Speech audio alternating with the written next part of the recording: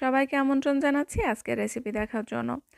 এখন শীতকাল মানেই কিন্তু বিয়ের সিজন। তো চারদিকে টুকটাক বিয়ের দাওয়াত কিন্তু লেগেই থাকে। আর বিয়ে মানে বিয়ের সঙ্গে রিলেটেড আরও কয়েকটি অনুষ্ঠান থাকে, আইবুড়ো ভাত থেকে শুরু করে বউ ভাত পর্যন্ত।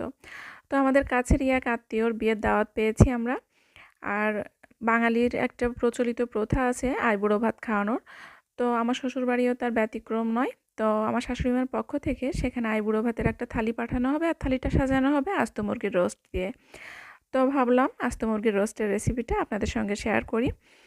আর এই চিকেন রোস্ট খুব সহজভাবে ঘরে থাকা মশলা দিয়ে তৈরি করব, তো আশা করছি রেসিপিটি ভালো লাগবে। তো এখানে 1 কেজি ওজনের একটি মুরগি নিয়েছি, আর মুরগির বুকের অংশটা এভাবে কেটে নিয়েছি। এতে করে ভিতরে লবণ এবং মশলাটা খুব ভালোভাবে ঢুকবে। এখন দিয়ে দিচ্ছি সামান্য লবণ, আর আদা বাটা দিচ্ছি সামান্য পরিমাণ, আর সামান্য পরিমাণ দিয়ে দিচ্ছি রসুন বাটা। আর অরেঞ্জ ফুড